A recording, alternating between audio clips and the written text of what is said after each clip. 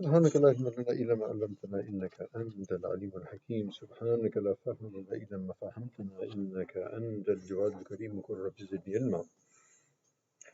قال الإمام النووي رحمه الله تعالى ونفعنا بعلومه في الدارين. قال وعن أبي ربعي حنظلة بن ربيعة الأسيدي كاتب أحد كتاب رسول الله صلى الله عليه وسلم قال: لقيني أبو بكر رضي الله عنه فقال: كيف أنت يا حنظلة؟ قلت: نافق حنظلة. قال: سبحان الله ما تقول؟ قلت: نكون عند رسول الله صلى الله عليه وسلم يذكرنا بالجنة والنار كأننا رأي العين، فإذا خرجنا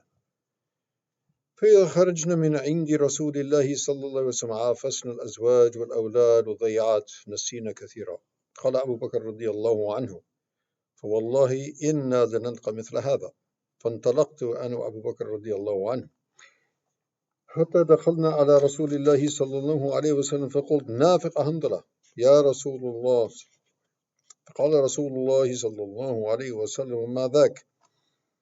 قلت: يا رسول الله نكون عندك تذكرنا بالنار والجنة كأن رأي العين، فإذا خرجنا من عندك آفسنا الأزواج والأولاد والضيعات نسينا كثيرا. فقال رسول الله صلى الله عليه وسلم: الذي نفسي بيدي إنا تدومون على ما تكونون عندي، وفي الذكر لصافحتكم الملائكة على فرشكم وفي طرقكم، لكن يا حنظلة ساعة ساعة 3 مرات. رواه Muslim. Allahu Akbar. So in this very amazing hadith in the chapter of moderation, so Sayyidina Hanzala radiallahu ta'ala anhu, who was he was known as the Katib, which means the one who used to write, and very few people used to write at that time. So he was one of the people who actually used to write, the wahi, the revelation from the Quran. So he met Abu Bakr radiallahu ta'ala anhu one time, and he said, so Abu Bakr asked him, how are you, Hanzala? So he said, Hanzala has become a munafiq. So Abu Bakr radiallahu ta'ala said, what are you saying? He said, actually, when we are with Rasul alayhi salatu wasalam, and he talks to us about the Jannah and Jahannam, just like we're looking at it.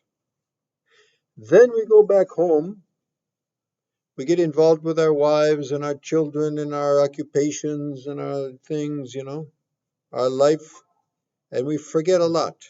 In other words, our status and our awareness of Jannah, Jahannam, and about Allah, it starts to diminish. So he saw that as a sign of nifaq. Actually, that was a sign of iman, that he was worried about it. But he saw it as a sign of nifaq, as a hypocrisy. So Abu Bakr radiallahu ta'ala said, and we, meaning himself, we also find ourselves in a similar situation. Allahu Akbar. So they went immediately to Rasulullah to find out, okay, what's this? So then they went to Rasulullah and obviously Hamdulillah said, Ya Rasulullah, I've become a munafiq. What's that? So he said the same thing. So Rasulullah told him, he said, look, if you were able to remain in that state of iman and awareness as you are when you're with me, then the angels would shake your hands on your beds and in the street because you would be like them. But the fact of the matter is that we're human beings, and human beings, up and down. Sometimes, of a higher status of awareness, sometimes of a lower status. That's human. Sa'at and sa'at. So the point is that this is to remain on a particular level is something, ultra human. It's above our, capacity.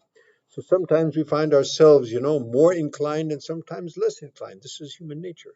So when we find ourselves, declining, then we come to the masjid, then we sit in the dars, then we revive our iman. And this is a continuous process that goes up and down and up and down until finally, inshallah, we meet Allah subhanahu wa ta'ala, hopefully in an acceptable state. So may Allah subhanahu wa ta'ala give us all tawfiq and give us that ability to understand and act. Ameen. Thumma ameen. Wa akhir da'wana. Alhamdulillah. Wassalamu alaikum.